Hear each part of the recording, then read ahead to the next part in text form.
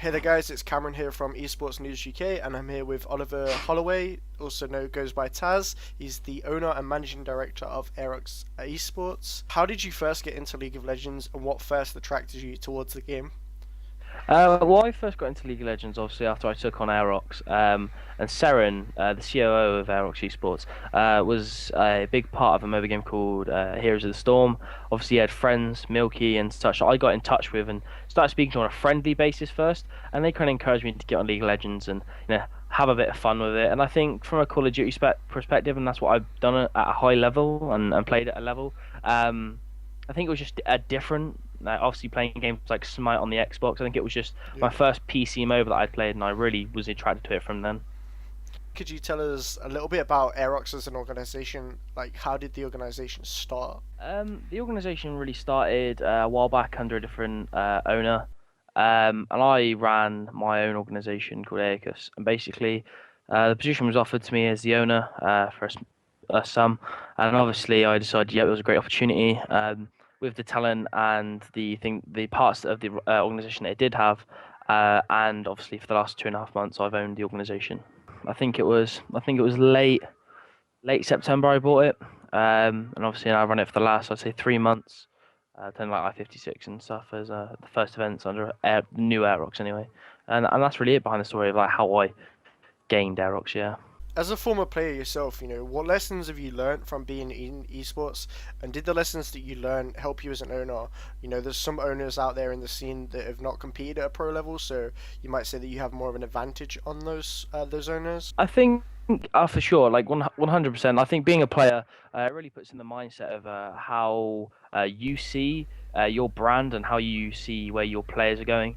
Obviously, as a player, I know how I wanted to be treated, and I know what I wanted in the future. And I think with those goals that I've had in the past, and I can really translate it into my organization and helping the players. And obviously, I think definitely for some owners that haven't completed at any level in competitive, whether it be at a very amateur level or a professional level. I don't think it just doesn't give them that personal one-to-one connection with the players that they have under their organisation, and I think that's it's a key aspect that I think if you're gonna become an owner, you need to have a level of competitive in you because you understand the burning desire that a lot of players have, Yeah.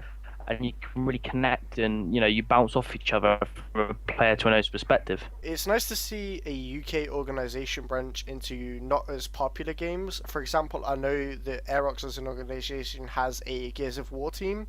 Are there any other types of games that Aerox would like to get involved in? I think just on the Gears of War thing, it's a very up and coming scene. It's got the Pro League coming up very soon, and I think other games that we're going to step into. Obviously, I don't want to release too much intel Yeah. of what games we're going to go into, but I think you can definitely see us sticking to our core. Gears of War, Call of Duty, League of Legends, CS:GO. And, we might throw a couple of like FIFA or Halo, maybe just maybe putting a few hints in there. After looking into like how your organization is, I've seen that you've recently dropped your Counter Strike roster. What I want to know is, are you currently looking for a new Counter Strike roster?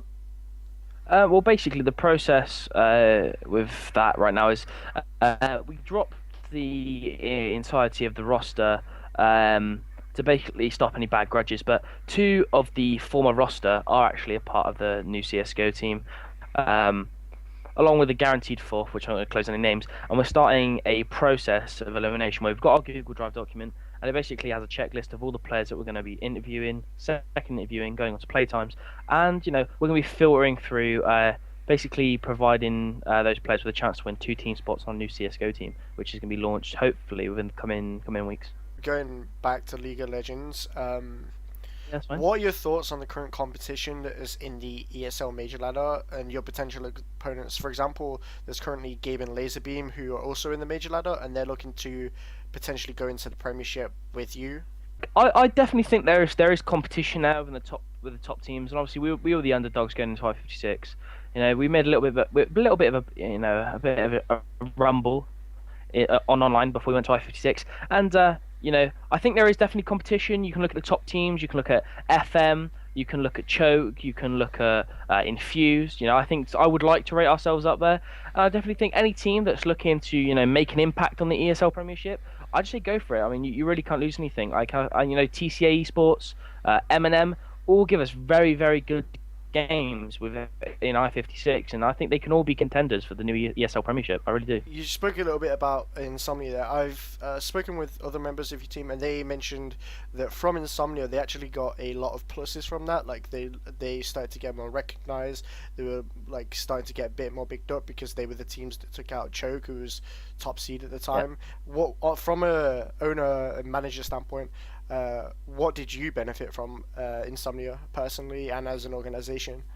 Um, I think to start personally, the benefits I really had was the pressure that was released off our shoulders. I really do think on the managerial front and on my shoulders, because we put so much time and effort into taking this organization over, and I was getting a lot of stick and hate really for putting the organization in the wrong direction, and a lot of weight on my shoulders for this to be the succession. It was Yeah, the first event under the new management, and it basically had to succeed. So the guys placed in second like they did, and our other teams succeeded in other areas and other esports at the event.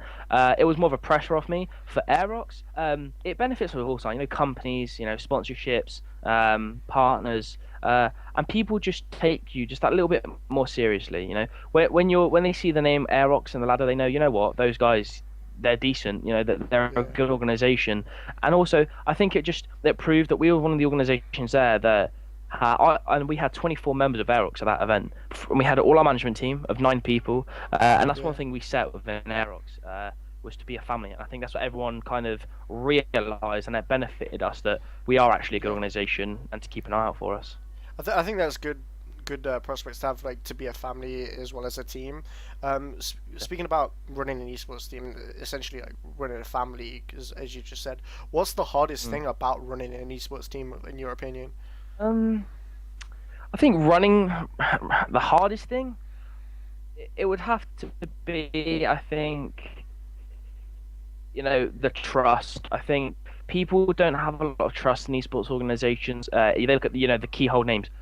League Legends in the UK scene. They look at Choke, they look at Infuse, they look at FM, they look at top tier teams that have a name for themselves and they trust them. They have the trust there. With us, we had to build this trust, and that is the hardest thing about an esports team. If you can build that barrier of trust, I think people have a lot more faith in playing under Yeah, your brand. Because funding and such things, you promise them the world and the stars, and a lot of esports organizations, they let their teams down time and time again, and that's one thing we have never done or will never do.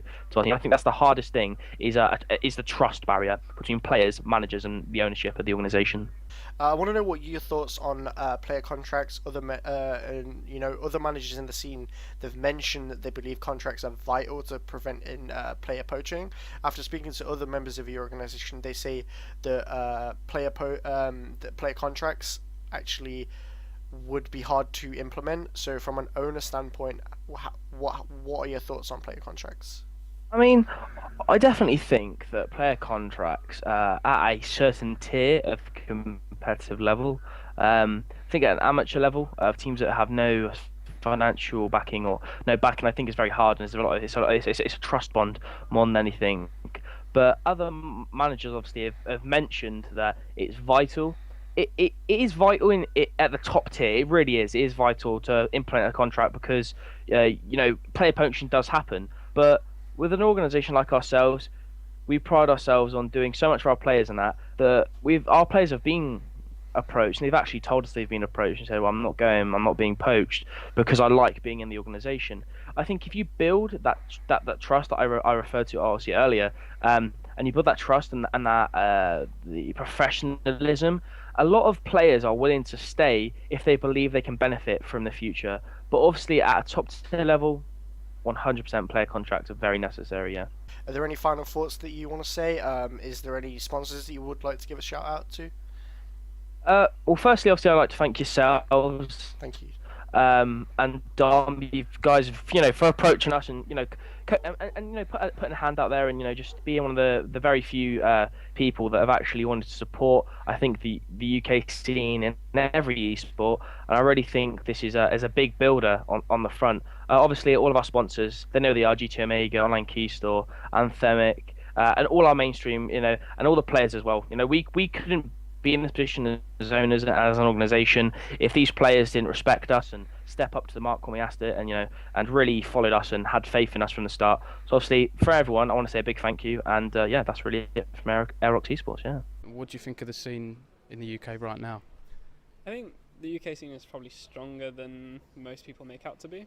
The teams themselves aren't that strong, but we have some very, very talented individuals. So the ESL UK Premiership for us is a community-driven activity.